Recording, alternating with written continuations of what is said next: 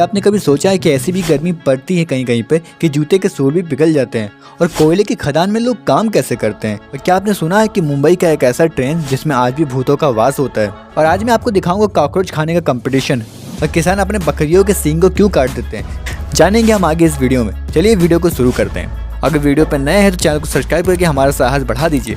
चलिए आगे बढ़ते हैं। क्या आप जानते हैं कि कोयले के खदान में काम करना दुनिया के सबसे कठिन कामों में से एक है? आइए जानते हैं क्यों और कैसे।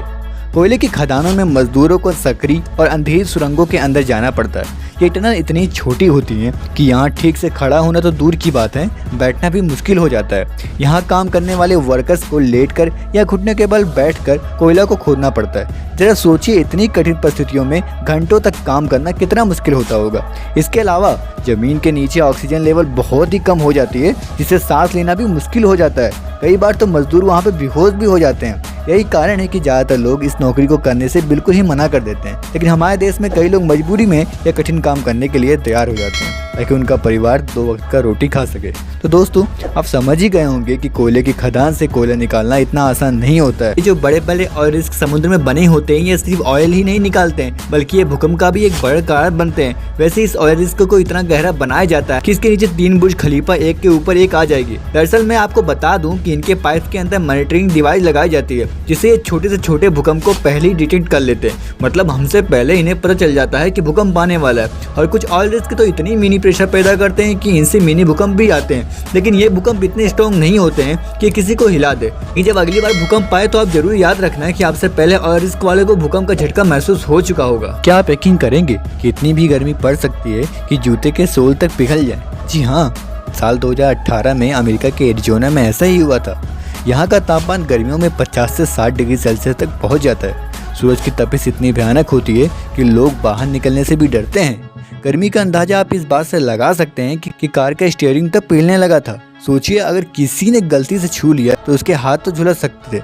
इतनी गर्मी होती है वहाँ पे कि बिना गैस जलाए ही सड़क पर ऑमलेट बना सकते हैं। यह मजाक नहीं बल्कि एक कड़वी सच्चाई है। यहाँ के लोग गर्मी से बचने के लिए खास इंतजाम करते हैं, जैसे कि छतरी, सनस्क्रीन और खूब सारी पानी। लेकिन फिर भी इतनी भीषण गर्मी में बाहर निकलना किसी चुनौती से कम नहीं है। जब आपको लगे कि गर्मी बहुत ज़्यादा है, जरा एरिजोना की इस भयानक तापमान को याद करिएगा। क्या आपने कभी सोचा है कि कुछ किसान अपनी बकरियों के सींग को क्यों काटते हैं? क्या यह उनके लिए दर्दनाक होता है या इसके पीछे कोई वजह होता है? आइए जानते हैं इसके पीछे की असली वजह को। बकरियों के सींग प्राकृतिक रूप से बढ़ते रहते हैं, लेकिन कई किसान उन्हें छोटा कर देते हैं। इसे डिसबैंडिंग या फिर डिहार्डनिंग कहते हैं। किसान कहते हैं कि अगर बकरी के सींग बड़े हो जाएं तो वे एक दूसरे को चोट पहुंचा सकती हैं, खासकर झुंड में लड़ते समय। और कई बार बड़े सींग बाड़े या फिर तारों में फंस सकते हैं, जिससे बकरियां घायल हो सकती हैं। इसीलिए किसान उन्हें छोटी उम्र में ही काट देते हैं। और कभी कभी इनका सींग इतना बढ़ जाता है कि इनकी आंखों में भी घुस जाता है और इन्हें अंधा भी कर सकता है। अगर ये सही तरीके से और अनुभवी व्यक्ति द्वारा किया जाए तो बकरी को कम से कम दर्द होता है या उनकी सुरक्षा के लिए जरूरी माना जाता है। क्या आप जानते हैं कि मुंबई की एक लोकल ट्रेन को भूतिया कहा जाता है? एक भयानक आग ने इसे श्रापित बना दिया है। यह घटना 1950 की है। एक लोकल ट्रेन मुंबई के छत्रपति शिवाजी टर्मिनल से चल रही थी, लेकिन सफर के बीच में ट्रेन में भीषण आग लग गई। कई यात्रियों की मौके पर ही मौत हो गई। कहते हैं कि कई लोगों की आत्माएं ट्रेन में ही फंस गई हैं और वो आज भी ट्रेन में सफर करती हैं। रात के समय में जब ये ट्रेन खाली होती है तो कई यात्री और गार्ड्स ने अजीब घटनाएं महसूस की हैं। खुद ब खुद खुलते हुए बंद होते हुए दरवाजे, सीटों पर अनदेखी परछाइयां और अचानक ठंडी हवाएं। एक बार एक टिकट चेकर ने बताया कि उसने एक आदमी को बिना टिकट सफर करते हुए देखा।